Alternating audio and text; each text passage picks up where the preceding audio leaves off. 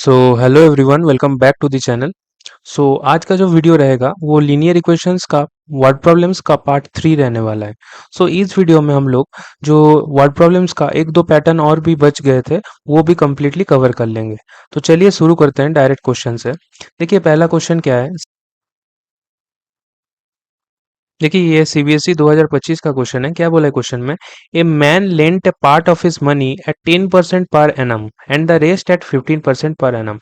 मतलब एक आदमी ने अपना कुछ पैसे का हिस्सा एक 10% पर एनम में दिया है एंड दूसरा 15% पर एनम में। His income at the end of the year is 1900 रुपये। 1900 रुपये उसका क्या है? इनकम है साल का आखिरी में। If he had interchange the rate of interest on two sums he would have earned rupees 200 मोर। मतलब अगर उसने जो पैसा, जो पार्ट ऑफ हिज पैसा उसने 10% में दिया था, उसको अगर उसने 15% में दे दिया एंड जो 15% में दिया था उसको अगर उसने 10% में दिया तो उसका जो 1900 बन रहा था उससे 200 रुपये ज्यादा बनेगा। तो इसमें बोला है find the amount lent in both cases. देखिए क्या करेंगे। जो भी क्वेश्चन में पूछा है उसको हम लोग कुछ ना कुछ वेरिएबल मान लेते हैं। Let the amount lent in 10% per annum be rupees X and the amount and let the amount lent in 15% per annum be rupees Y. ठीक है। देखिए अब क्या बोला है, अकॉर्डिंग टू द क्वेश्चन क्या हो जाएगा? His income at the end of year is 1900। हम लोग लिख सकते हैं therefore according to the question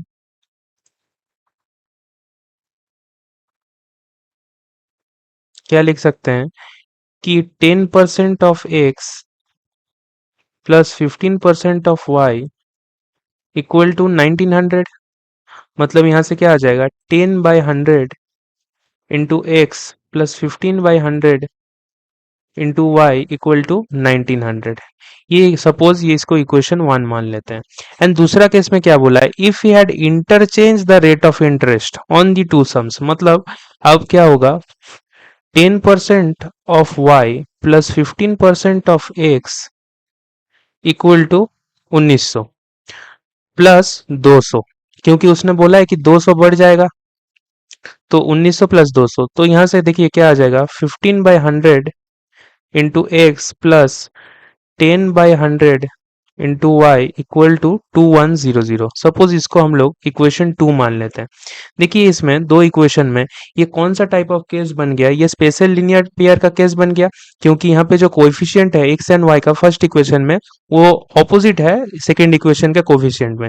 तो इसमें क्या करेंगे? पहले दो इक्वेशन को एक बार ऐड कर लेंगे, एक दूसरे बार सब्सट्रैक्ट कर लेंगे दोनों इक्वेशन को। सो एडिंग इक्वेशन 1 and 2। देखिए दोनों को ऐड करेंगे तो यहाँ से क्या आएगा? 10/100 प्लस 15/100 तो 25/100 आ जाएगा। मतलब x/4 प्लस सिमिलरली y/4 आ जाएगा equal to 1900 plus 2100 that is equal to 4000 हो जाएगा। यहाँ से हम लोग लिख सकते हैं x प्लस वाई क्या आ जाएगा? 16,000। सपोज इसको हम लोग इक्वेशन 3 मान लेते हैं। देखिए नाउ सब्सट्रैक्टिंग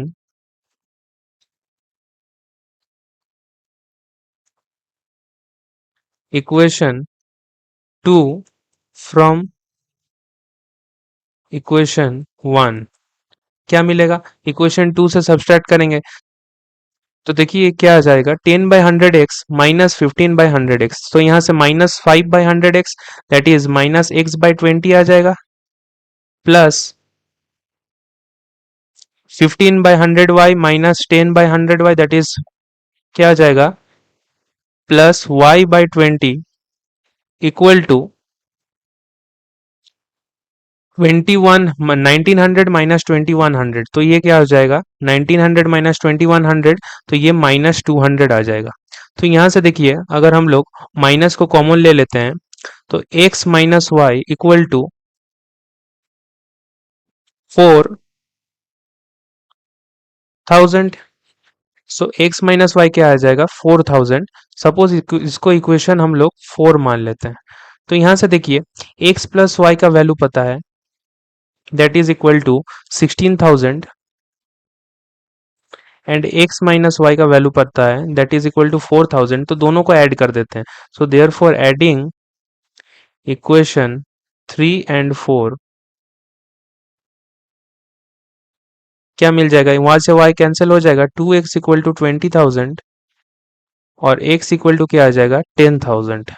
सो x क्या आ गया, x आ गया 10,000। देयर फोर y क्या हो जाएगा, y equal to 16,000 minus 10,000 that is equal to 6,000। So यहाँ से y क्या आ गया, y आ गया ₹6,000। देयर फोर हम लोग क्या लिख सकते हैं final answer, the amount lent on 10% per annum equal to ₹10,000 and the amount lent on 15% per annum is equal to ₹6,000। Clear. तो ये हम लोगों का फाइनल आंसर हो जाएगा।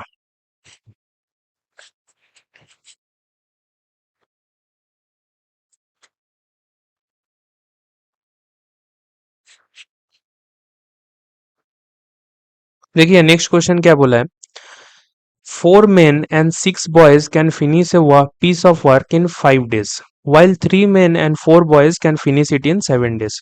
Find the time taken by one man alone or that by one boy alone। मतलब question में बोला है ये कौन सा टाइप ऑफ प्रॉब्लम है, ये टाइम एंड वर्क रिलेटेड है, टाइम एंड वर्क से रिलेटेड है। देखिए इसमें क्या बोला है क्वेश्चन में, क्वेश्चन में बोला है कि आदमी और 6 लड़का मिलके एक काम को 5 दिन में कंप्लीट करता है, वहीं 3 आदमी और 4 लड़के मिलके वही काम को सेम 7 दिन में कंप्लीट करता है। तो बोला है कि find the time taken by एक मैन या फिर एक आदमी या फिर एक लड़के को कितना टाइम में कंप्लीट करेगा वो सेम काम। ठीक है, ये निकालने बोला है। सो हम लोग क्या करेंगे, जो भी क्वेश्चन में बोलता है उसको हम लोग कुछ ना कुछ वेरिएबल मान लेते हैं। सो देखिए यहाँ पे हम लोग क्या मानते हैं, let the man finish says the work in x days। Clear. And the boy finishes the work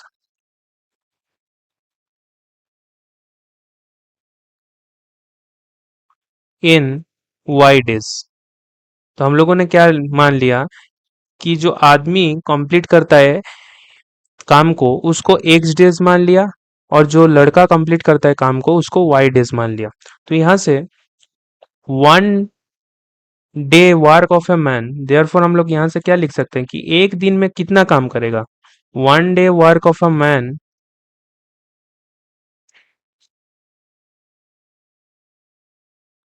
1 day work of a man क्या आ जाएगा 1/x।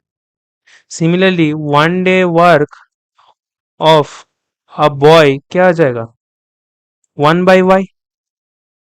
सो यहाँ पे देखिए क्या बोला है कि लड़के 4 आदमी एंड 6 लड़के मिलके वही काम को 5 दिन में कंप्लीट करता है। तो हम लोग लिख सकते हैं यहाँ से, therefore according to the question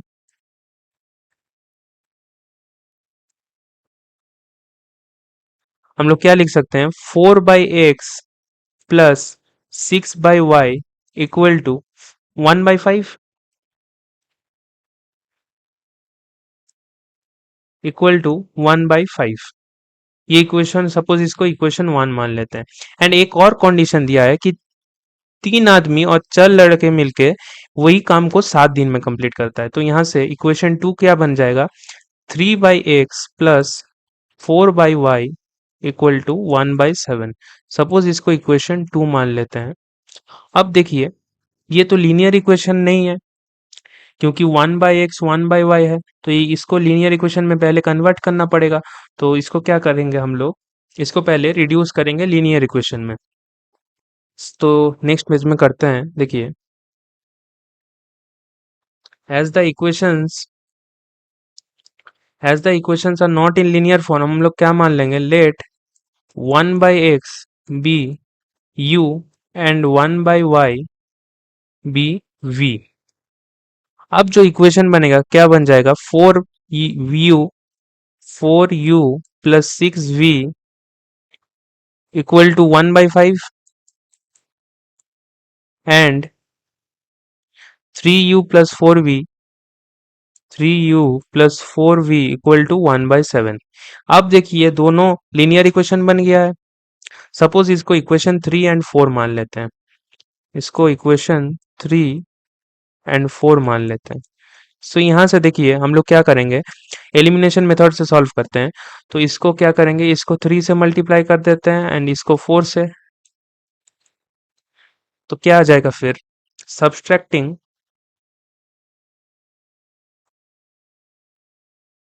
equation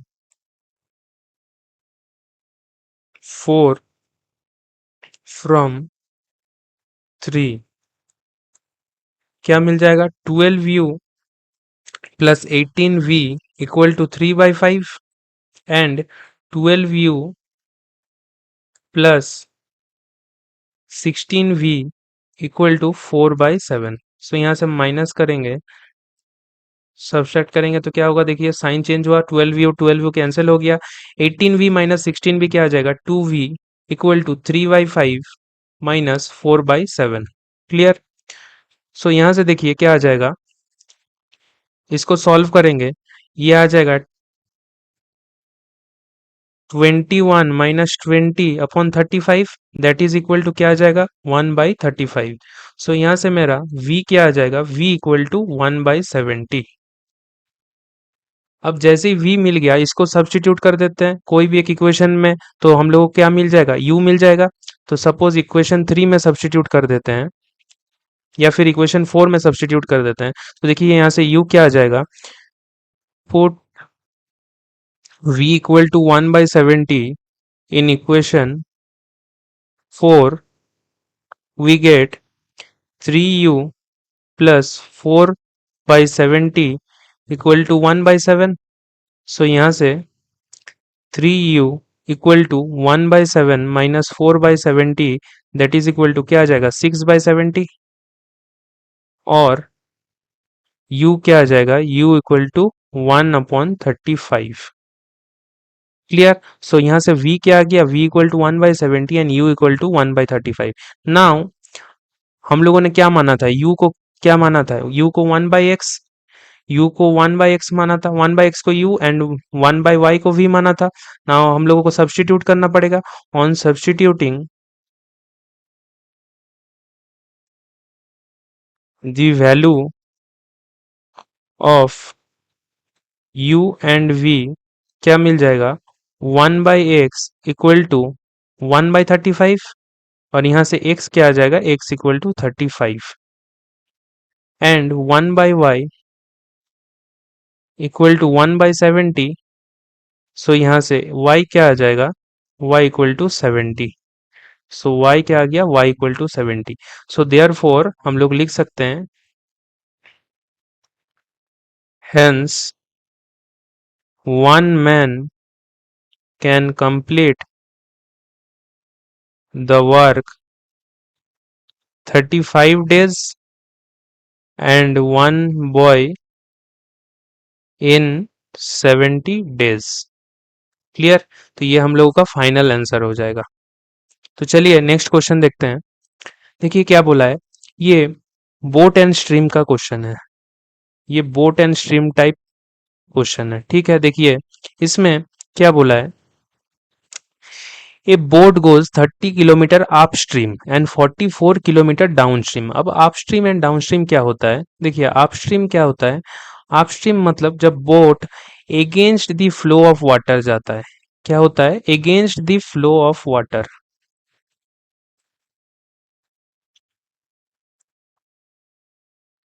तो देखिए अपस्ट्रीम होता है against the flow of water, and downstream का मतलब होता है, डाउनस्ट्रीम मतलब along with the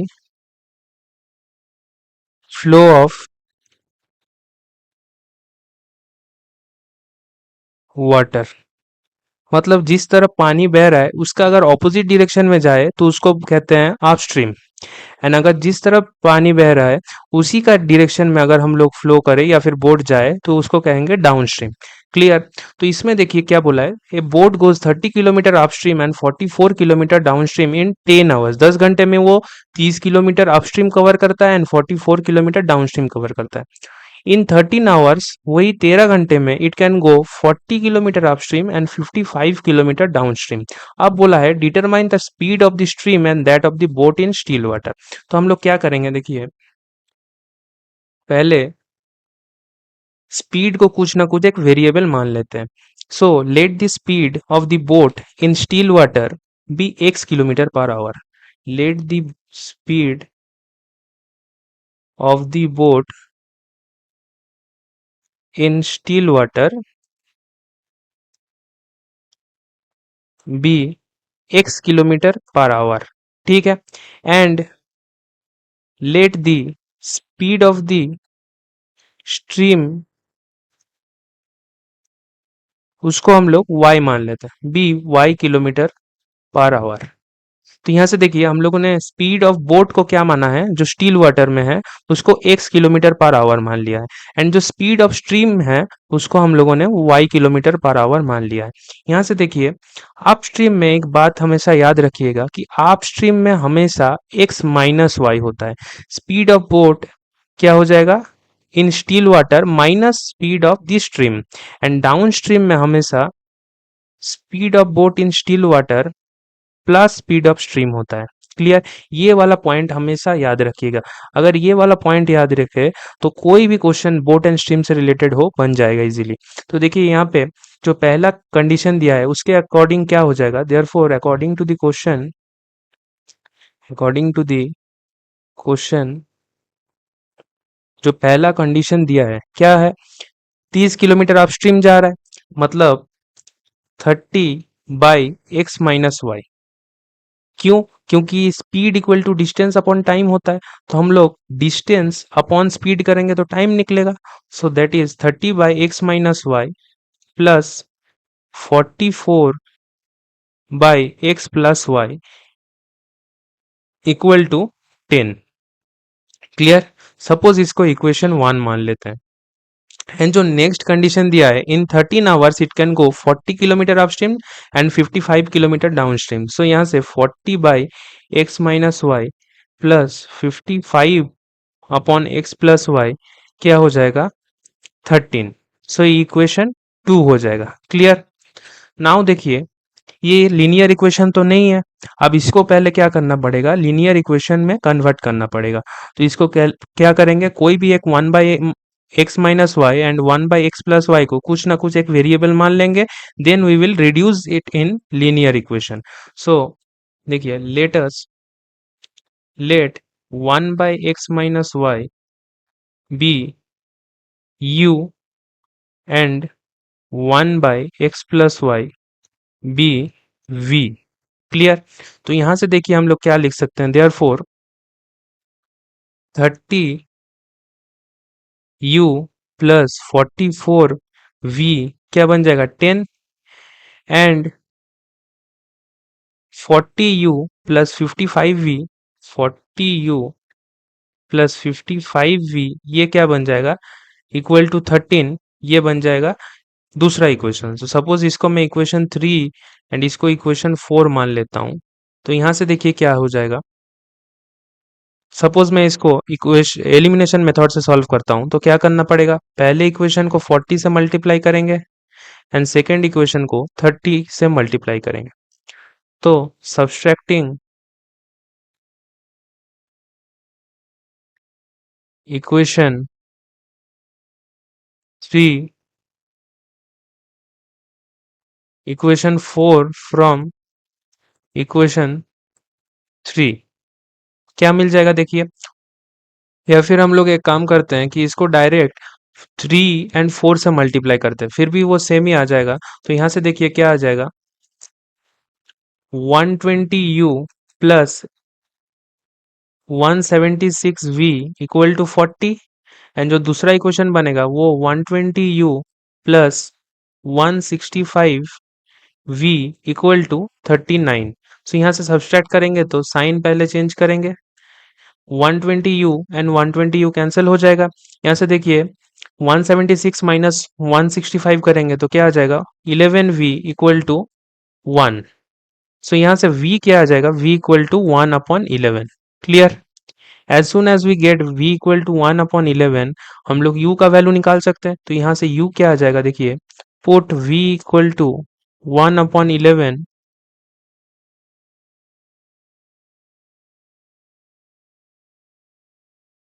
in equation 3। Suppose हम लोग 3 में पुट कर देते हैं, तो यहाँ से देखिए 30u plus 44 into 1/11 equal to 10। और यहाँ से 30u प्लस 4 इक्वल टू 10, और यहाँ से 30u इक्वल टू 6 आ जाएगा, और u इक्वल टू 1/5 आ जाएगा। सो यहाँ से u क्या आ गया, u equal to 1/5 and v equal to 1/11। Now हम लोगों को सब्सटीट्यूट करना पड़ेगा। क्या सब्सटीट्यूट करेंगे, on substituting the value of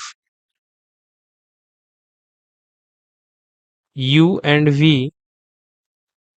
तो u हम लोगों ने क्या माना था, x 1/x-y। सो यहाँ से x माइनस वाई क्या आ जाएगा, x minus Y equal to 5 आ जाएगा, यानी x प्लस वाई क्या आ जाएगा, x plus Y equal to 11। So suppose इसको इक्वेशन 5 एंड इसको इक्वेशन 6 मान लेते हैं, क्योंकि डायरेक्ट तो हम लोगों को x एंड y का वैल्यू नहीं मिलेगा। सो यहाँ से देखिए दोनों को अगर ऐड कर देंगे तो क्या हो जाएगा, y y कैंसिल हो जाएगा। So adding equation 5 and 6,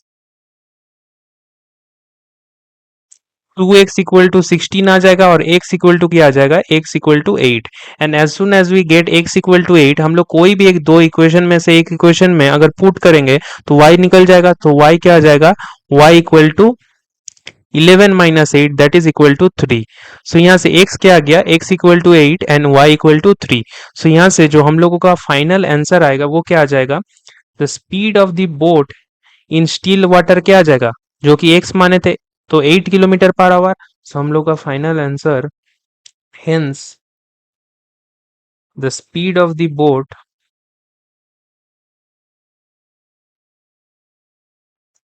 in still water is 8 km/h, and the speed of the stream